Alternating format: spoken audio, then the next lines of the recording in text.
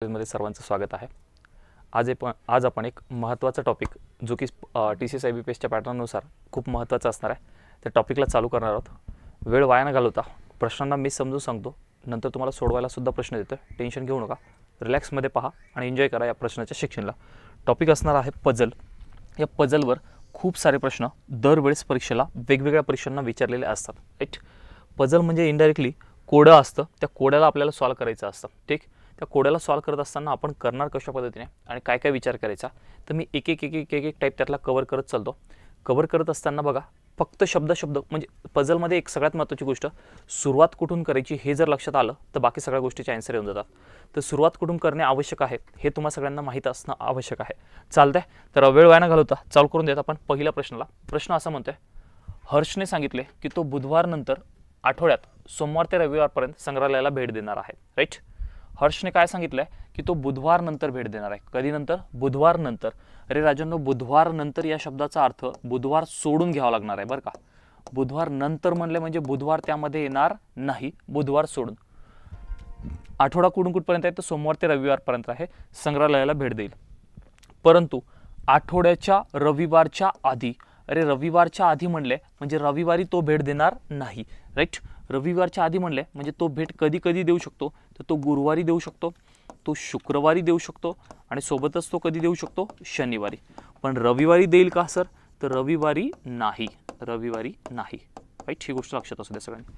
म्हणजे तो देणार आहे बुधवार नंतर आणि रविवारच्या आधी, याचा अर्थ गुरुवार शुक्रवार शनिवार या 3 दिवसापैकी आपला आन्सर असणार आहे। आणि ऑप्शनकडे पाहिलं तर शनिवार शुक्रवार गुरुवार आणि शुक्रवार असे आहेत, म्हणजे तेच ऑप्शन दिलेत आहे ना, म्हणजे थोडंसं डीपमध्ये आणि परफेक्ट आन्सर काढणं आवश्यक आहे। नंतर हरीशनं बोललाय, पहिले हर्ष बोलला होता, पहिला हर्ष नाव आहे, दुसरं हरीश नाव आहे। आता हरीश काय बोलला, हरीशने सांगितले की हर्ष ज्याही दिवशी भेट देईल त्या भेटीनंतर दुसऱ्या दिवशी आहे, हे दुसऱ्या दिवशी आहे, दुसऱ्या दिवशी शनिवारी नव्हे, दुसऱ्या दिवशी भेट देणार। दुसऱ्या दिवशी याचा अर्थ एक दिवस सोडून लगेच दुसऱ्या दिवशी, राईट। म्हणजे आपण काय म्हणतो बघा सर, शनिवारी नव्हे, याचा अर्थ हरीश जो आहे, हरीश इथं शनिवारी भेट देणार नाही। कोण? हरीशा शनिवारी देणं शक्य नाही। आणि हर्षनं ज्याही दिवशी दिले की त्याच्या भेटीनंतर दुसऱ्या दिवशी, भेटीनंतर दुसऱ्या दिवशी याचा अर्थ पहिला दिवस सोडायचा आणि दुसरा दिवस घ्यायचा, राईट। दुसऱ्या दिवशी भेट देणार आहे, तर हर्ष संग्रहालयाला कधी भेट देणार? कोण विचारलंय? हर्ष संग्रहालयाला भेट कधी देणार?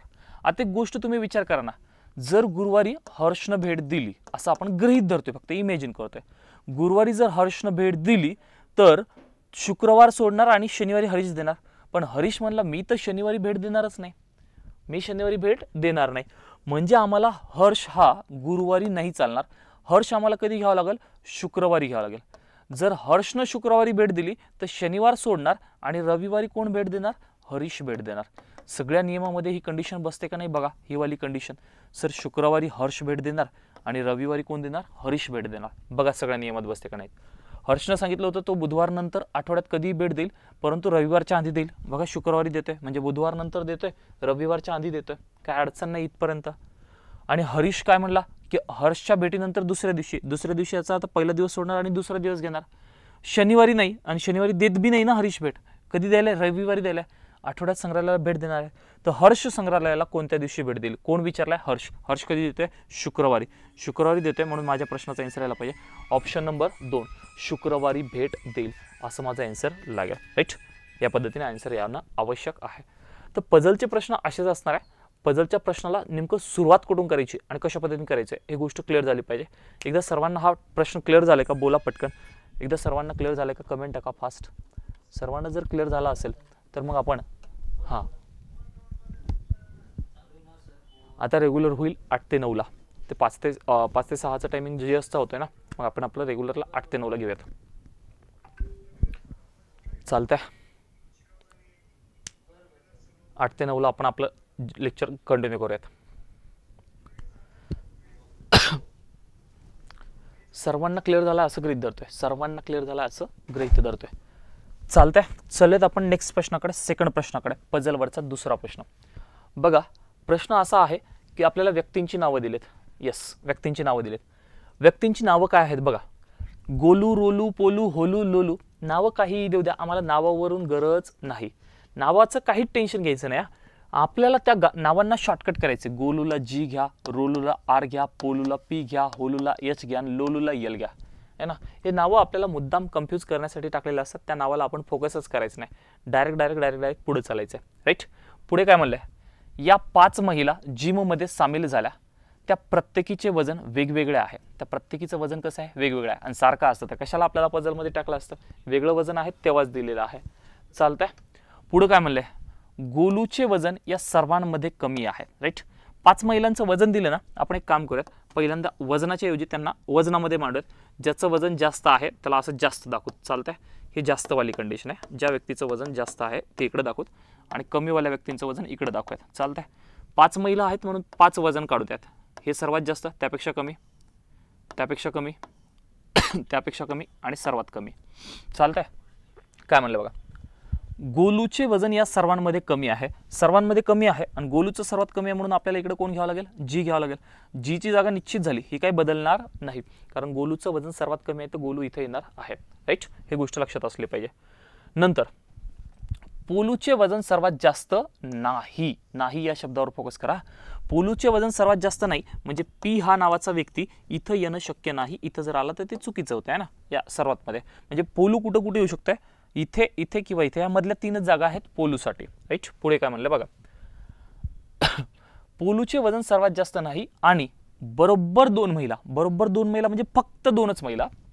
बरोबर 2 महिला या शब्दाचा अर्थ फक्त 2च महिला लोलूपेक्षा वजनाने कशा आहेत, जास्त आहेत. बरोबर 2 महिला लोलूपेक्षा वजनाने जास्त आहेत. तर 2 महिला सोडा ना जास्तवाल्या, ही एक जास्तवाली सोडली, ही एक जास्तवाली सोडली म्हणजे इथं कोण असणार आहे, लोलू असणार आहे. बरोबर 2 महिला म्हणले म्हणून ही जागा लोलूची फिक्स झाली. राईट ना. बघा परत वाचून सांगतोय, बरोबर 2 महिला लोलूपेक्षा वजनाने जास्त आहेत. बरोबर 2 याचा अर्थ फक्त 2च महिला वजनाने जास्त आहेत. मग लोलूला जर इथं बसवलं आपण तर ह्या 2 महिलांचं वजन या लोलूपेक्षा जास्त असणार आहे. हे सेंटेन्स आमचं 100% फिट बसतंय.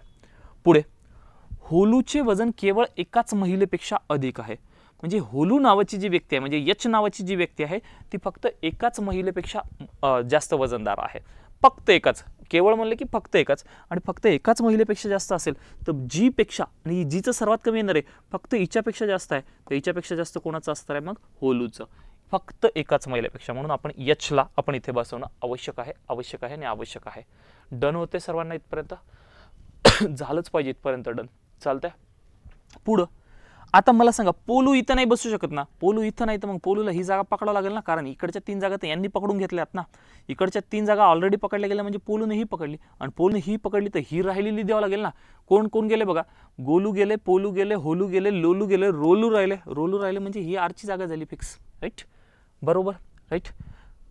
तर आम्हाला सगळ्यांच्या जागा भेटल्यात, सगळ्या 5ही व्यक्तींच्या जागा भेटल्या. विचारलं काय बघा, तर दुसऱ्या क्रमांकाची वजनदार महिला कोण. दुसऱ्या क्रमांकाची वजनदार महिला याचा अर्थ सर्वात जास्त वजन असणारी आणि त्याच्यापेक्षा कमी वजन असणारी.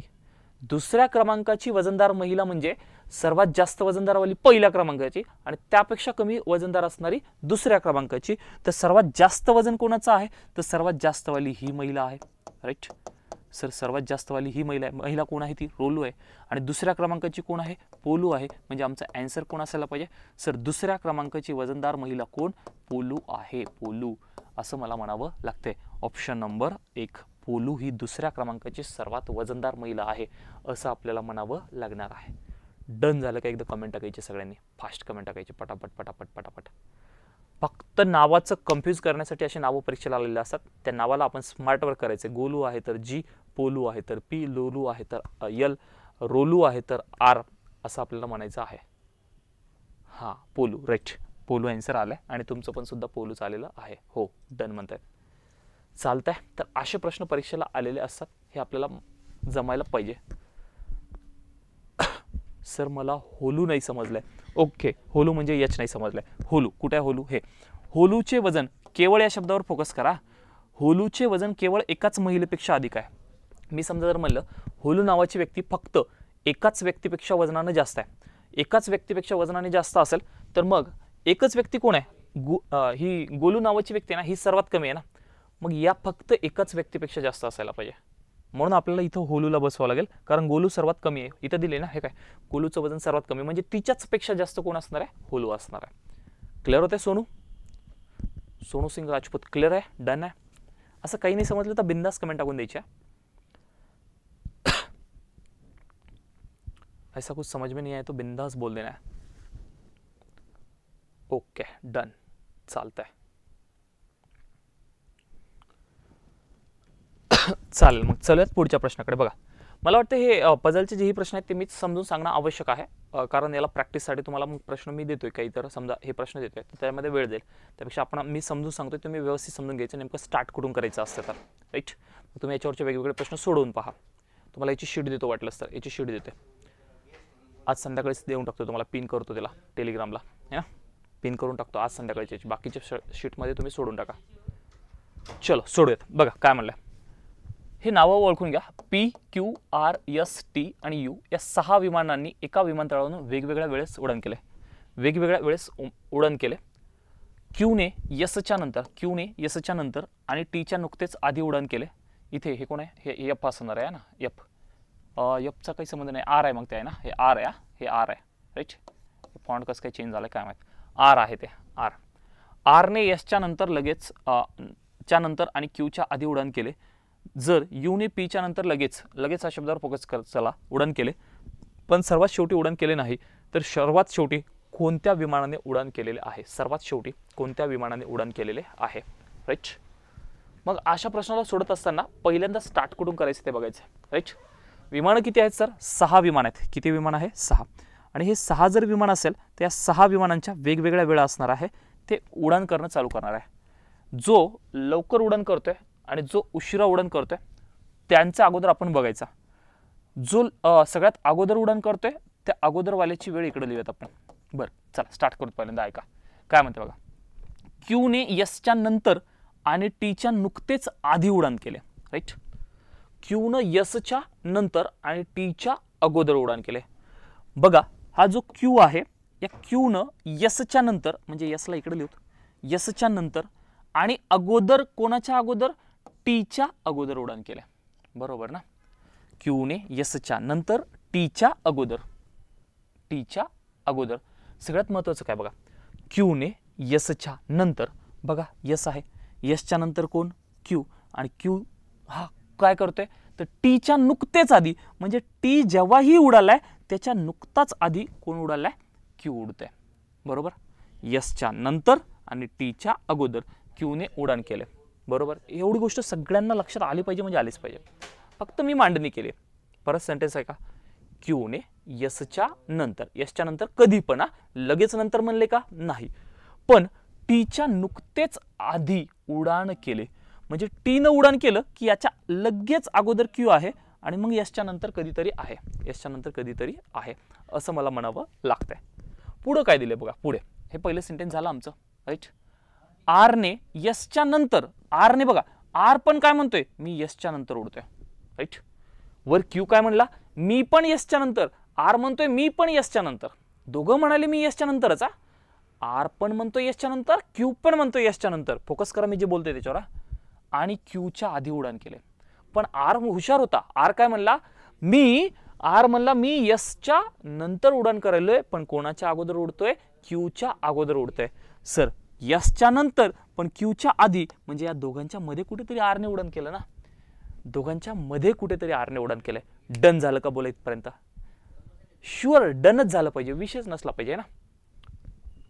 परत ऐका तरी पण, Qने Sच्या नंतर आणि Tच्या नुकतेच आधी, Qने Sच्या नंतर कधीतरी पण Tच्या लगेच अगोदर उड्डाण केलं, पण R म्हणला मी Sच्या नंतर उडतोय पण Qच्या अगोदर उडतोय, Sच्या नंतर पण Qच्या अगोदर उड्डाण करतोय. राईट, हे झालं असेल डन. हो, T. अच्छा आन्सर सांगताय. बरं पुढे बघूयात. मग पुढे काय म्हणलंय, Uने Pच्या नंतर लगेच, बघा U आणि Pचा इथं काही संबंध दिले का, नाही, पण सर जोही U आहे, Uने Pच्या नंतर लगेच उड्डाण केले. जेव्हाही U उडेल त्याच्या नंतर लगेच, Uने Pच्या नंतर लगेच, P जेव्हाही उड्डाण करेल त्याच्यानंतर लगेच कोण उड्डाण करेल, U उड्डाण करणार आहे. P कधी उड्डाण करू द्या, त्याच्यानंतर लगेच कोण उडान करणार? यू उडान करणार. यूने पीच्या नंतर लगेच उडान केले. राईट. पुढे पण सर्वात शेवटी उडान केले नाही. सर्वात शेवटी उडान केले नाही म्हणजे ही तर बाजू आमची शेवटवाली चालू आहे ना, ही आमची शेवटवाली चालू आहे, ही अगोदरवाली चालू आहे. राईट, बरोबर ना. क्यूने यसच्या नंतर, नंतर म्हणजे समोर चालू आहे, क्यू टीच्या अगोदर, टीच्या अगोदर म्हणजे टी सगळ्यात शेवटी आहे. म्हणजे या दोघांना मला कुठेही मांडायचं असेल तर मी शेवटी नाही मांडू शकत, शेवटकडे नाही मांडू शकत. म्हणजे मला दोघांना इकडे मांडावं लागेल, पी आणि यूला. म्हणजे माझी मांडणी होत असताना त्यांनी या सिक्वेन्सनं उडान केलं आहे. सगळ्यात पहिल्यांदा पीनं उडान केलं, सगळ्यात त्यानंतर यू, नंतर यस, नंतर आर, नंतर क्यू, नंतर टी यांनी उडान केलं आहे. मग आपल्याला काय विचारलं बघा, ते सर्वात शेवटी कोणत्या विमानाने उडान केलंय? सर्वात शेवटी कोण उडान केलेलं दिसतंय? टीने उडान केलेलं दिसतंय. म्हणून माझा ऑप्शन नंबर 4 कोण उडान केलंय? T T T T T टीनं उडान केलेलं आहे. आणि बऱ्याच जणांचा आन्सर सुद्धा आलं होतं. येत आहे? डन आहे का? बोल एकदा, थंब टाकून द्या. डन आहे सगळ्यांना? सर्वांना डन आहे? शुअर डन असलं पाहिजे.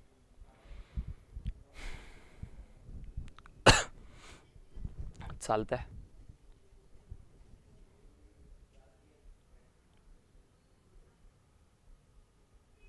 डन. चलेगा. चालायचं पुढं, चालायचं पुढं. देऊ एक प्रश्न. बरं चला, असं नको व्हायला की मी तुम्हाला सोडवायला वेळ देत नाही. चला, हा या प्रश्नाला सोडवायला तुम्हाला वेळ घ्या बरं, घ्या बरं. या प्रश्नाला सोडवायला वेळ सोपा आहे, जास्त काही अवघड नाही. 4थ्या क्रमांकाचा प्रश्न आहे. P Q R S T या 5 व्यक्ती असे कळाले की क्यू हा किमान 2 व्यक्तीपेक्षा उंच आहे. टी हा पी पेक्षा उंच आहे, जो बरोबर एका व्यक्तीपेक्षा उंच आहे. क्यू हा आर पेक्षा बुटका नाही, आर हा टी पेक्षा उंच आहे. या सर्वांमध्ये 3ऱ्या क्रमांकाचा सर्वात उंच कोण असेल? 3ऱ्या क्रमांकाचा विचारलाय. अरे 5 व्यक्ती आहेत म्हणल्यावर 3ऱ्या क्रमांकाचा म्हणजे मधला काढायचा आहे. मग कुठे कोण असू द्या, बुटका असू द्या किंवा कोणताही असू द्या, आहे ना.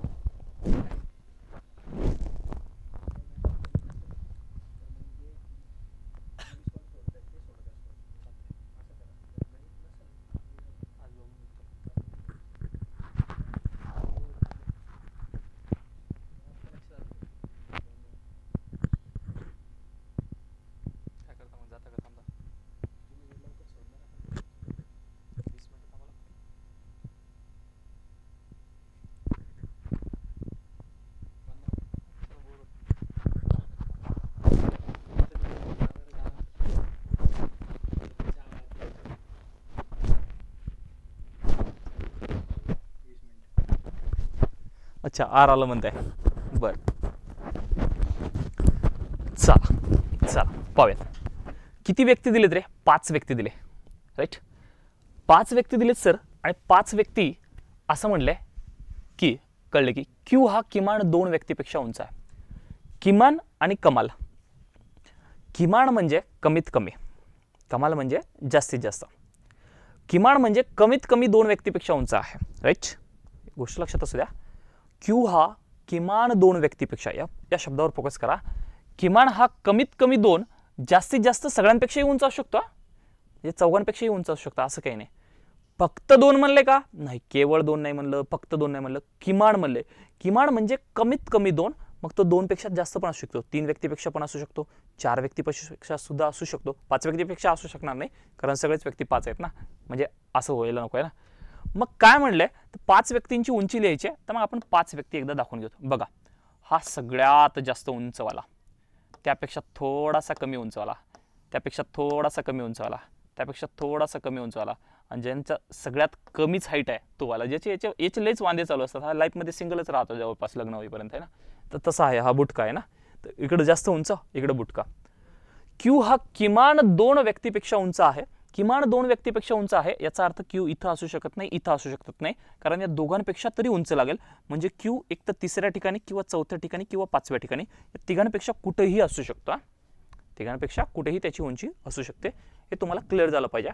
मी काय बोलते बघा, मला इथं तुम्हाला पझल कसं असतं हे शिकवायचंच नाहीये, मला तुमची थिंकिंग प्रोसेस काय असली पाहिजे हे शिकवायचे.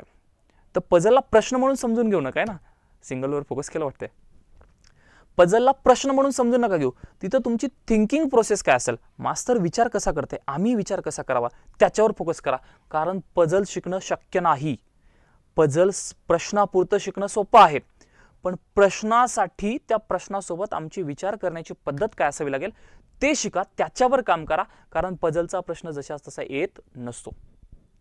मग आमची थिंकिंग प्रोसेस कशी असली पाहिजे सर? आम्ही थिंकिंग प्रोसेस अशी करतोय, तुम्ही म्हणले ना किमान 2 व्यक्तीपेक्षा, म्हणजे यांच्यापेक्षा उंच आहे, तर इथे किंवा इथे किंवा इथे, राईट? सहमत आहेत का माझ्यासोबत? सांगा एकदा. थिंकिंग प्रोसेस ग्रोथ करा, विचार काय काय करावा याला डेव्हलप करा, प्रश्नाला फोकस नका करू. सहमत आहात? पझलच्या बाबतीत आम्ही विचार कसा करावा तेच आमच्यात ग्रोथ झालं पाहिजे. कोणीच सहमत नाही वाटतंय. चला, हां, यस, आय बो सोनू सिंग आहेत. एक जण जरी सहमत असलं बरं वाटते जरासं, आहे ना. हां, आता कमेंट चालू होत आहेत. चालतंय, डन. मग सर आमची पहिली थिंकिंग प्रोसेस क्यू दोघांपेक्षा उंच आहे ना, मग इथे इथे किंवा इथे तिघांपैकी कुठेही असू शकतो. पुढे टी हा पी पेक्षा उंच आहे. टी हा कोणापेक्षा उंच आहे? पी पेक्षा उंच आहे, राईट? आता टी हा पी पेक्षा उंच आहे, तर आपण असं लिहूत ना, साईडला लिहून घेऊत ना, सर टी हा उंच आहे कोणापेक्षा? पी पेक्षा. तर हे टी असेल आणि हा कोण असेल? पी असेल. पण आम्हाला माहित नाही तो इथं असू शकतो, इथं असू शकतो, इकडे कुठेही असू शकतो, कुठं आम्हाला फिट होत नाही, मग आम्ही त्याला साईडला लिहून घेतलंय. ॲग्री? यस, चालतंय. हे बघा, टी हा पी पेक्षा उंच आहे ना, हे सेंटेन्स म्हणते ना टी हा पी पेक्षा उंच आहे, मग आम्ही याला साईडला लिहून घेतलंय. सर हा टी नावाचा व्यक्ती या पी नावाच्या व्यक्तीपेक्षा थोडासा उंच आहे, साईडला लिहितोय, पण ते आम्हाला माहित नाही ना, डन माहित नाही कुठे आहे, तर म्हणून आम्ही साईडला लिहून घेतलंय. जो बरोबर एका व्यक्तीपेक्षा उंच आहे, राईट? सगळ्यात महत्त्वाची गोष्ट लक्षात असू द्या, ज्या वेळेस प्रश्नामध्ये हा शब्द येत असतो जो आयएमपी सेंटेन्स लक्षात असू द्या, आयएमपी गोष्ट, ज्या वेळेस प्रश्नामध्ये पझल असू द्या, सिटिंग अरेंजमेंट असू द्या, कोणताही असू द्या, जो हा शब्द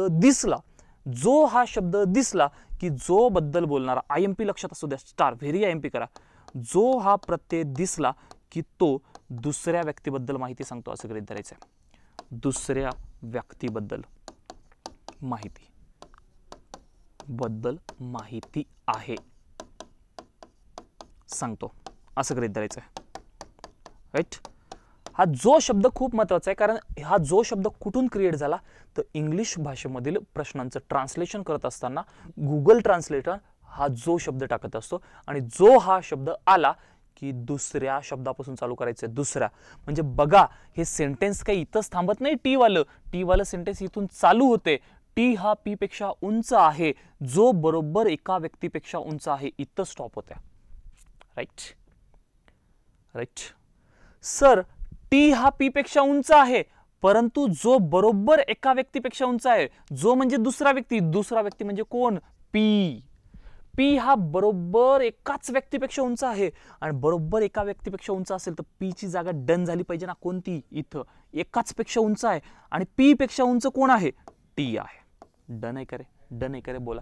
त्यांची जागा कन्फर्म माहीत झाली ना, कन्फर्म माहीत जागा झाली. तर सर इथं टीनं जागा पकडली असेल तर क्यू तर इथं बसू शकत नाही ना, कारण एका जागेवर दोघं जण असणं शक्य नाही ना. इथपर्यंत आमचं डन झालं पाहिजे.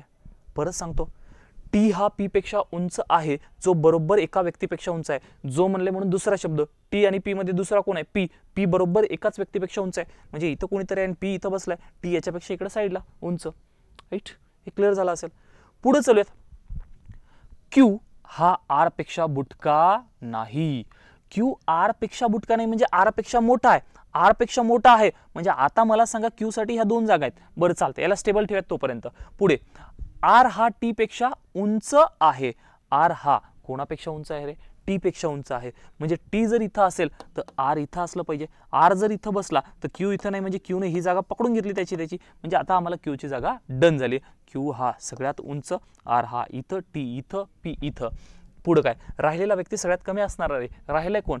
P Q R. यस राहिलाय ना, यस इथं बसणार आहे. आपल्याला काय म्हणलंय? सर्वांमध्ये तिसऱ्या क्रमांकाचा सर्वात उंच कोण आहे? तिसऱ्या क्रमांकाचा सर्वात उंच कुणी मोजा ना. जास्तकडून कमीकडे मोजा, कमीकडून जास्तकडे मोजा. तिसऱ्या क्रमांकाला कोण दिसतो? पहिला, दुसरा, तिसरा कोण दिसतोय? टी दिसतोय. म्हणजे माझा आन्सर कोण असावा लागेल? T T T T tea table T. Option number 2. Yes बोलो एक बार डन है क्या? थंब डालो. डन है सर्वांना.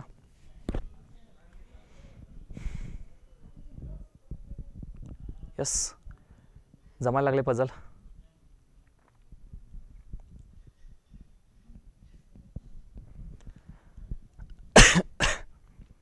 बोलायचं फास्ट. यस, चालतंय. गलती से मिस्टेक हो गई, चालेल, काय हरकत नाही. जर मिस्टेक झाली असेल तर कोणामुळे झाली सर, या जो शब्दामुळे झाली. जो शब्दाच्या जागी तुम्ही टी घेतला असेल, बरोबर, डन आहे. आणि हा जो शब्द आता तुमचा क्लिअर झालाय. आता गलतीसे झालेली मिस्टेक पण तुमच्या आता आयुष्यात कधी होणार नाही. या जो शब्दामुळे बऱ्याच जणांचे रिझल्ट सुद्धा गेलेले आहेत बरं का, लक्षात असू द्या. एका मार्काने झालेले रिझल्ट. तर या जो शब्दावर तुम्ही आता इथून पुढे 100% फोकस करणार आहे, गॅरंटी. असं वाटलं असं स्वतःला चिमटा घेऊन टाका. विकी मास्तरनं सांगलं होतं जो शब्द आला की दुसरा व्यक्ती घ्यायचा आहे म्हणून, राईट.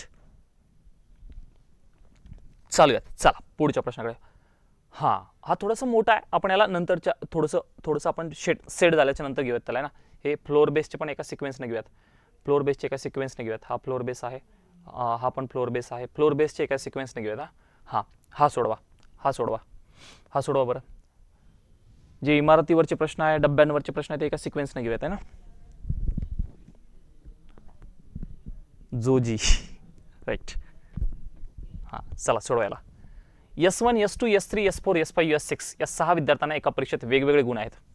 S2 चे गुण S3 पेक्षा जास्त आहेत, S5 चे गुण S6 पेक्षा जास्त आहेत, S4 चे गुण सर्वात कमी आहे, S1 चे गुण S3 पेक्षा कमी आहेत, परंतु S5 पेक्षा जास्त आहेत. खालीलपैकी कोणते विधाने बरोबर आहेत? चला सोडवा, फास्ट सोडवायला कमेंट टाका सोडून.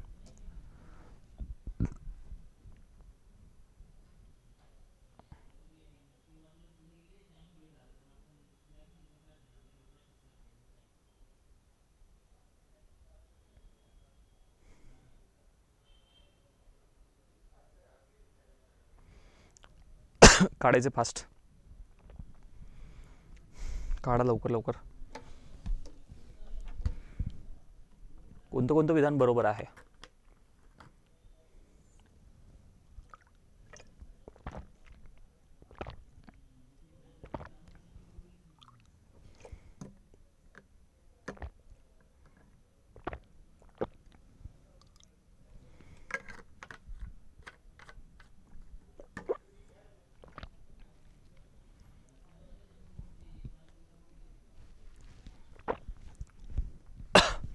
चला सांगणं सुरू करतोय. सेम तशीच मांडणी करणार आहे, काय हरकत आहे सर. 6 जण दिलेत ना, मग 6 जणांचे गुण घेऊयात. इकडे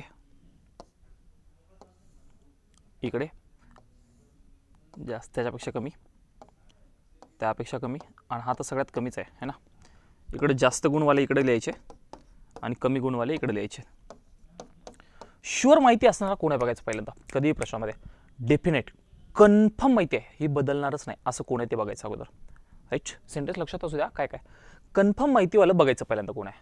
हे 6 विद्यार्थी आहेत, वेगवेगळ्या परीक्षेत वेगवेगळे गुण आहेत. S2 चे गुण S3 पेक्षा जास्त आहेत, राईट. म्हणजे S2 ला जितकेही गुण मिळालेत ते S2 चे गुण S3 पेक्षा कसे आहेत? जास्त आहेत. आता S कॉमन आहे ना सगळ्यांमध्ये, S कॉमन आहे ना, मग ते S नका लिहू. दुसऱ्या क्रमांकाच्या व्यक्तीचे गुण तिसऱ्या क्रमांकाच्या व्यक्तीपेक्षा जास्त आहेत, राईट. नावं आहेत त्यांच्या सगळी दरात, 3, 1, 2 अशी नावं आहेत. S5 चे गुण S6 पेक्षा जास्त आहेत. म्हणजे ज्या 5 नंबरचा व्यक्ती आहे त्याला कोणापेक्षा जास्त गुण मिळाले? 6 पेक्षा जास्त मिळाले म्हणून वर लिहितोय ना. दुसऱ्या क्रमांकाच्या व्यक्तीला 3 पेक्षा जास्त, 5व्या क्रमांकाच्या व्यक्तीला 6 पेक्षा जास्त. हे डेफिनेट माहिती आहे बघा. S4 चे गुण सर्वात कमी आहेत. म्हणजे आम्हाला इथं डन माहिती आहे, 100% माहिती आहे की चौथा जो ज्याचं नाव 4 आहे तो सगळ्यात कमी गुणवाला आहे. म्हणजे त्याची जागा कटली ना, त्याची जागा कटली. राहिला किती? 5 जागा, 5च जागा राहिल्या. किती जागा? 5 जागा. फर्स्ट राईट सेकंड रॉंग म्हणतात, ओके चालतंय. बघत काय तर पुढे. S1 चे गुण S3 पेक्षा जास्त आहेत. S1 चे गुण S3 पेक्षा जास्त आहे. 3 पेक्षा जास्त आहेत म्हणजे बघा, या 3 पेक्षा जास्त 2 चे पण आहेत. मग S3 चे S1 हा 3 पेक्षा जास्त आहे, तर S1 हा या दोघांच्या मध्ये इथं पण असू शकतो किंवा या दोनच्या डोक्यावर इथं पण असू शकतो. थिंकिंग प्रोसेस ग्रोथ करून घ्या सर. S1 चे गुण 3 पेक्षा जास्त आहेत ना, 3 पेक्षा जास्त आहेत म्हणजे 3 पेक्षा जास्त 2 पेक्षा कमी असू शकतात. ही पहिली कंडिशन झाली. पहिली कंडिशन काय म्हणते? 3 पेक्षा जास्त 2 पेक्षा कमी असू शकतात. किंवा दुसरी कंडिशन काय? 3 पेक्षा पण जास्त आणि 2 पेक्षा पण जास्त, म्हणजे या दोघांपेक्षा पण जास्त असू शकतात, आहे ना. ही थिंकिंग प्रोसेस लक्षात आली पाहिजे. परत सांगतो बघा, या सेंटेन्सवर फोकस करा. S1 चे गुण S3 पेक्षा कमी आहेत. सॉरी कमी म्हणले का? सॉरी एक्स्ट्रीमली सॉरी, कमी म्हणले, जास्त नाही. मी वाचण्यात चुकलंय, वाचण्यात माझं चुकलं आहे ना. कमी म्हणते एक्स्ट्रीमली सॉरी. S1चे गुण S3 पेक्षा कसे आहेत? कमी आहेत. S3 पेक्षा कमी आहेत म्हणजे आमचं इथं तर 1 डनच आहे. मग तर विषयच नाही ना, मग तर सोपं झालं है ना. S1चे गुण S3 पेक्षा कमी आहे. S3 पेक्षा कमी म्हणजे इकडे आहे. आणि S5 पेक्षा जास्त आहेत. 5 पेक्षा जास्त आहेत. अरे वा, 5 पेक्षा जास्त म्हणजे अरे हे तर इनडायरेक्टली वरच येऊन गेलं ना डायरेक्ट. म्हणजे आम्हाला एक सिक्वेन्स बघा, हे सर दुसऱ्या क्रमांकाच्या व्यक्तीचे 3 पेक्षा जास्त आहे, पण पहिल्या क्रमांकाचे 3 पेक्षा कमी आहे. आणि हा पहिला क्रमांक जो कमी आहे तो 5 पेक्षा जास्त आहे. आणि 5 हा कोणापेक्षा जास्त आहे? 6 पेक्षा जास्त आहे. ॲटोमॅटिक सिक्वेन्स डन झाला. बस सर्वात जास्त वाला कोण? 2, त्याच्यानंतर कोण? 3, त्याच्यानंतर कोण? 1, त्याच्यानंतर कोण? 5, त्याच्यानंतर कोण? 6, आणि तिकडे डन. कसाही प्रश्न येऊ द्या, झाला हो, कसंही येऊ द्या, झाला की नाही सिक्वेन्स डन? झालाच पाहिजे. बघा मी बोलता मी इकडे साईडला लिहित होतो, जसं प्रश्नामध्ये दिलं हे साईडला लिहित होतो, आणि लिहिताच ऑटोमॅटिक डन होऊन गेलं ना, ते सगळं ऑटोमॅटिक सिक्वेन्स डन होऊन गेला. तर असं साईडला काढून घेत चला, ऑटोमॅटिक तुमचं डन होत चालेल. आणि ह्या होणंच आपलं महत्त्वाचं काम आहे. चालते भाइयो, चलतंय. देखो क्या है, दोन विद्यार्थ्यांना याचा अर्थ फक्त 2च विद्यार्थ्यांना S1 पेक्षा जास्त गुण आहेत. S1 कुठे आहे? इथं आहे. S1 पेक्षा जास्त गुण 2 विद्यार्थ्यांना आहेत. राईट, दिसतंय दुसरा आणि तिसऱ्या विद्यार्थ्याला. म्हणजे पहिलं विधान बरोबर सांगतंय की सर 1 पेक्षा 2 जणांना जास्त आहेत. कोण 2 आहेत? तर हे 2 जण आहेत, दुसरा आणि तिसरा नावावाला. राईट. दुसरं विधान काय म्हणते? 2 विद्यार्थ्यांना S5 पेक्षा कमी गुण आहेत. S5 पेक्षा 2 विद्यार्थ्यांना S5 पेक्षा कमी गुण आहेत. S5 इथं आहे आणि 2 विद्यार्थ्यांना कमी आहेत ना, हे काय 4 आणि 6 वाला कमी आहे. म्हणजे हे दुसरं पण विधान बरोबर आहे. म्हणजे माझा आन्सर यायला पाहिजे ऑप्शन नंबर 2. 1 आणि 2 दोन्ही योग्य आहेत. काय विचारले? कोणती विधाने बरोबर आहेत आणि बरोबर कोणती आहेत? 1 आणि 2 दोन्ही बरोबर आहे. पण माझा ऑप्शन नंबर 2 ला गेला. सोनू ऑप्शन नंबर 2 आन्सर असायला पाहिजे. म्हणजे दोन्ही बरोबर लागतील. चालतंय. दोन्हीच्या दोन्ही बरोबर पाहिजे. चलेगा? डन आहे. असलंच पाहिजे ना.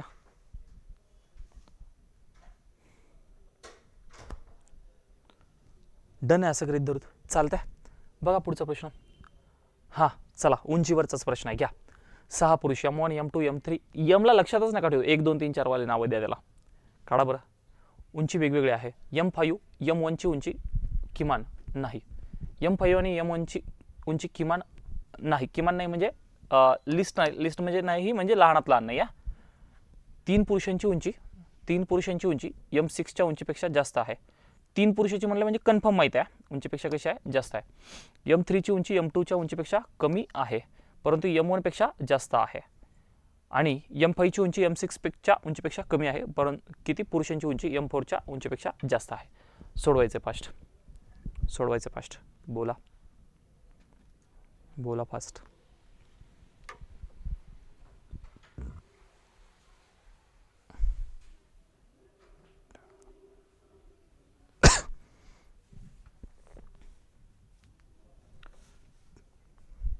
कमेंट टाका फास्ट.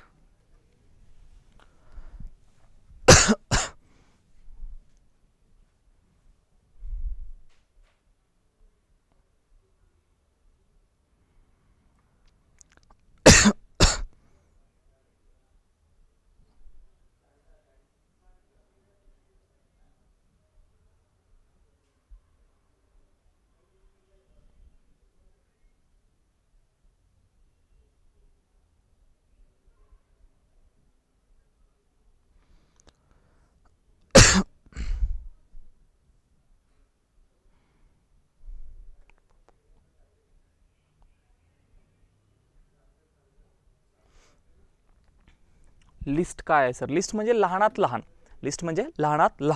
पण सगळ्यात महत्त्वाचं लहानात लहान नाही. लिस्ट, राईट, हे लक्षात ठेवा. ज्यांनाही लिस्ट हा शब्दाचं कन्फ्युजन होतं त्यांनी लक्षात असू द्या. LEAST लिस्ट हा शब्द अर्थ असतो लहानात लहान. हा शब्द लक्षात ठेवायचा आहे तुम्ही. लहानात लहान लिस्ट या शब्दाचा अर्थ. आणि नाही म्हणजे लहानात लहान नाही. असं. चालतंय.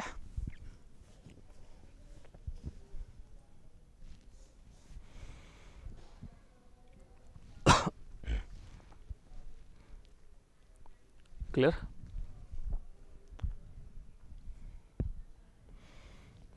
सांगून देऊ का मीच सांगून देऊ का? बोला, मैं बोल दूँ क्या भाई? बोलो भाइयो, बोला जाय. चालतं, मी सांगून देतो. बघा, मी सांगून देतो. सर आमच्याकडं किती जण दिलेत? 6 जणांची उंची दिली. 6 जणांची उंची दिली ना, मग आम्ही टेन्शन घेणार नाही सर. हे 1, हे 2, हे 3, 4, 5 आणि हा आमचा सिंगलवाला माणूस 6 सगळ्यात बुटका है ना. सर M1 आणि M5 आणि M1 ची उंची किमान नाही म्हणजे सर्वात लहान नाही. म्हणजे इथं 5 आणि 1 हे दोघं कधीच सगळ्यात लहान नाहीत. राईट, 5 आणि 1 कधीच सगळ्यात लहान नाही असं लिहून टाकायचं लगेच. तिथं कन्फ्युजन जर कमी करायचं असेल तर या गोष्टी लिहित चला. राईट, 5 आणि 1 हे कधीच लहान नाहीत. M नाव लिहित नाही, मी 1 2 3 4 5 एवढंच नाव लिहितोय. ठीक, तर 5 आणि 1 हे सगळ्यात लहान कधीच नाही, म्हणजे हे कधीच सिंगल राहणार नाही असं गृहीत धरायचं आहे. 5 आणि 1 हे कधीच सिंगल राहणार नाही. राईट, कारण हाईट कमी नाही ना, हाईट जास्त आहे त्यांची. 3 पुरुषांची उंची M6च्या उंचीपेक्षा जास्त आहे. किती पुरुषांची? 3 पुरुषांची उंची कोणापेक्षा जास्त आहे? M6 पेक्षा जास्त आहे. म्हणजे 1 2 तिघांची जास्त आहे कोणापेक्षा? M6 पेक्षा जास्त. 6चं फक्त 6 आलेलं आहे. राईट, तिघांची जास्त आहे, 1 2 3 आणि 3च पुरुषाची म्हणले, किमान कमाल असं काही दिलं नाही. म्हणजे परफेक्ट 3च पुरुषांची उंची जास्त आहे. 3 1 2 3 3 पुरुषांची उंची आहे जास्त. राईट, पुढे काय म्हणले बघा, M3ची उंची M2च्या उंचीपेक्षा कमी आहे. म्हणजे जोही M3 नावाचा व्यक्ती आहे ते M3ची उंची M2च्या उंचीपेक्षा कशी आहे? कमी आहे. आता 3 आणि 2 बद्दल सध्या आम्हाला काही माहित नाही, तर आम्ही सध्या काही लिहिणार पण नाही. परंतु M1 पेक्षा जास्त आहे. वाटलं अरे वा काहीतरी माहित होते ना. M3ची उंची बघा, M3ची उंची M2च्या उंचीपेक्षा कमी नाही. कमी नाही म्हणजे जास्त आहे ना. 3ची उंची कोणापेक्षा जास्त आहे? 2 पेक्षा जास्त आहे आणि M1 पेक्षा जास्त आहे. M1 पेक्षा कशी आहे? जास्त आहे. परत आहे का, M3 नावाच्या व्यक्तीची जी उंची आहे ती 2च्या उंचीपेक्षा कमी अरे आहे म्हणते रे मी, नाही कसं काय बसतोय, कमी आहे. कोणापेक्षा?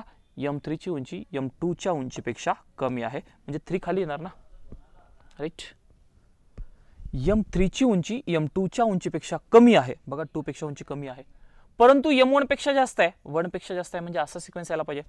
1ची कमी, त्यापेक्षा जास्त 3ची, त्यापेक्षा जास्त 2ची. राईट, एवढं डन झालं पाहिजे. पुढे M5ची उंची M6च्या उंचीपेक्षा कमी आहे. 5ची उंची 6 पेक्षा कशी आहे? कमी आहे.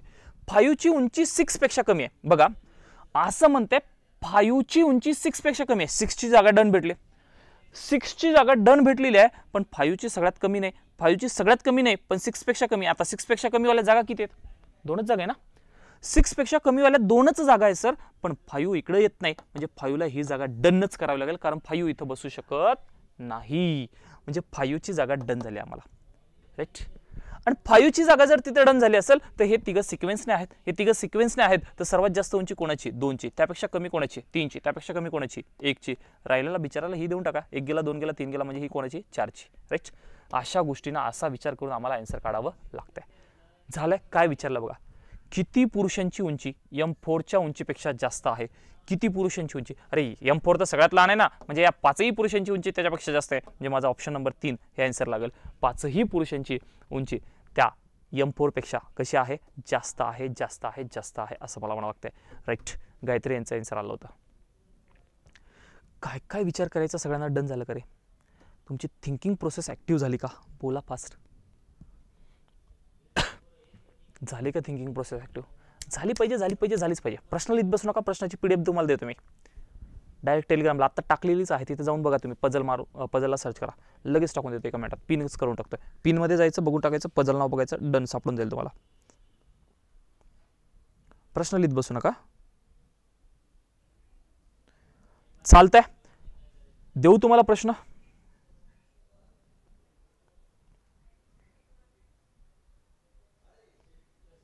करून टाकतो पिन लगेच.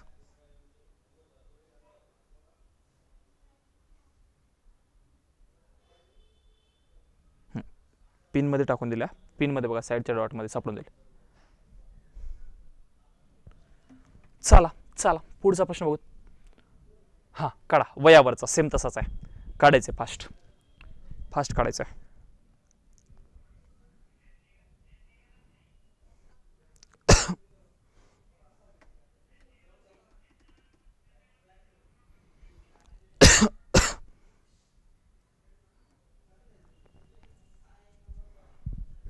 आली आली आली हां आले. चला या प्रश्नाचा आन्सर काढा. काय वेगळं नाही, पी पी पी पीला सोडूनच द्या. 1 2 3 4 5 6 नाव द्या. कुठं त्या पीच्या कन्फ्युजनमध्ये राहता आहे ना. P5चे वय P2च्या वयापेक्षा कमी आहे. P1चे वय P3च्या वयापेक्षा, हे वयापेक्षा नाही आहे, वयापेक्षा आहे, चुकीचं आहे, वयापेक्षा जास्त आहे, परंतु P4पेक्षा कमी आहे. P6चे वय हे P2च्या वयापेक्षा जास्त आहे. P3चे वय हे P6च्या वयापेक्षा जास्त आहे. कोणती विधाने बरोबर आहेत? P5 ही सर्वात तरुण व्यक्ती आहे. 3 व्यक्तीचे वय P3च्या वयापेक्षा जास्त आहे. काढायचं फास्ट. निकालो निकालो निकालो.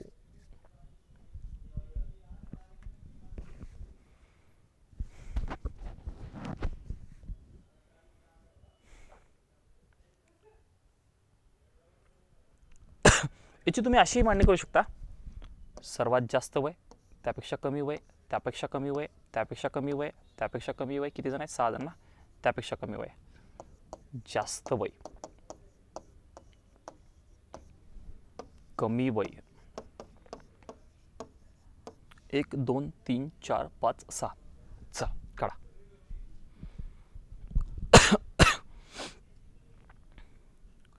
आना चाहिए भैया, आना चाहिए, जल्दी जल्दी आना चाहिए.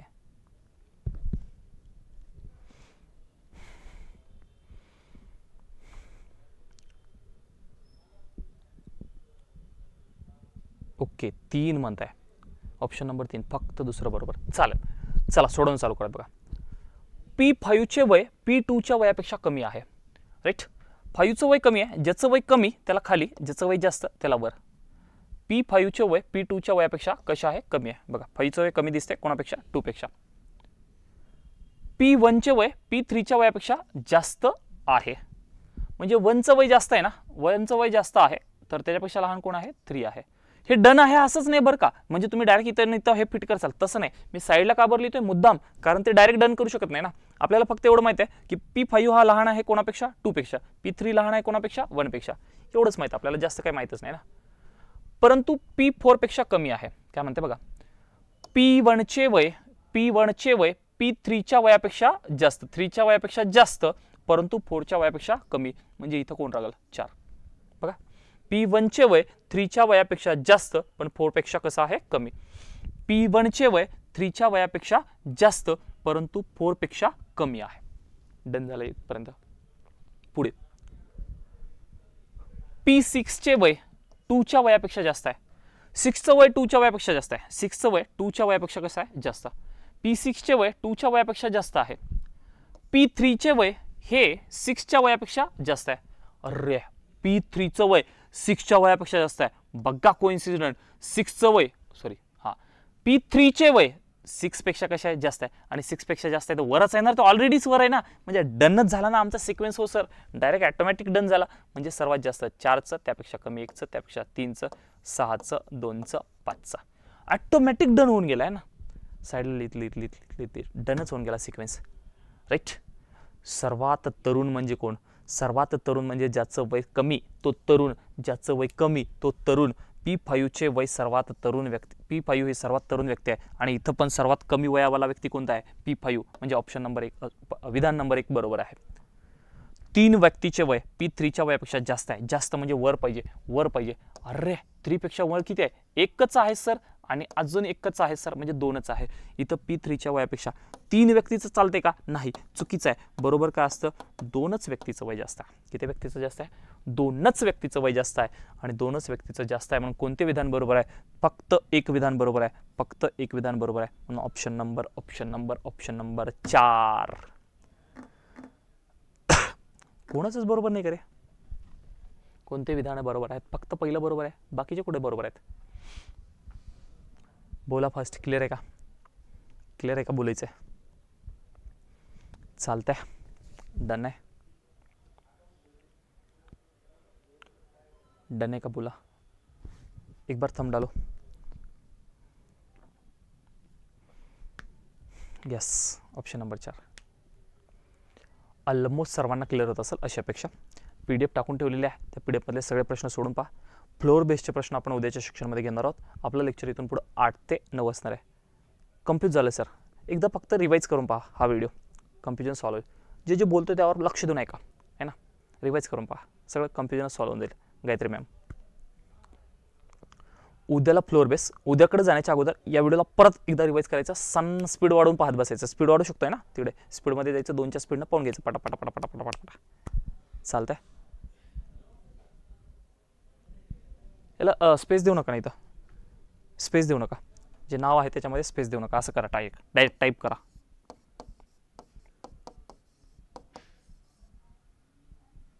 याच्यामध्ये स्पेस देऊ नका, नाही तर मला मेसेज टाका, मी लिंक टाकतो तुम्हाला. हां, माझा नंबर व्हॉट्सअपला टाका, मी टाकून देतो लिंक. चालतंय. अजून एक प्रॉब्लेम द्यायचा आहे. मी तुम्हाला प्रॉब्लेम देतो, तुम्ही त्याला सोडवा. आपण त्याच्यावर डिस्कस उद्याला करू. 13 नंबरचा प्रॉब्लेम दिला असं मला सांगा सगळ्यांना. 13 नंबरचा तुम्हाला प्रॉब्लेम दिला आहे. हा तुमचा HW आहे, होमवर्क आहे. तसा तर तुमचा होमवर्क सगळाच आहे. आता इथून ही जी PDF टाकलेली आहे ती PDF सगळाच तुमचा होमवर्क आहे असं गृहीत धरायचं आहे. सगळी PDF सोडायची. चालेल. याच्यापासून आपण उद्या सुरू करू. आणि पझलवाले प्रश्न म्हणजे फ्लोअर बेस इमारतीवाले जे प्रश्न आहेत ते आपण उद्या सेक्शनला घेऊत. चालेल. चालेल. काय अडचण आली तर आहे कॉन्टॅक्ट. चला बाकीचं आपण उद्याला घेऊत. असेच भारी प्रश्न उद्याचं. अशी मेंटॅलिटी राहू द्या की आमचं डोकंच खाणार आहे मास्तर आज. अशी उद्याची मेंटॅलिटी राहू द्या. रेडी राहा त्याच्यासाठी. चालेल. तुम्ही उद्यासाठी रेडी राहाल अशी अपेक्षा आहे. सर्वांना थांबूयात. जय Hind. Good day to all. अभ्यास करत राहा.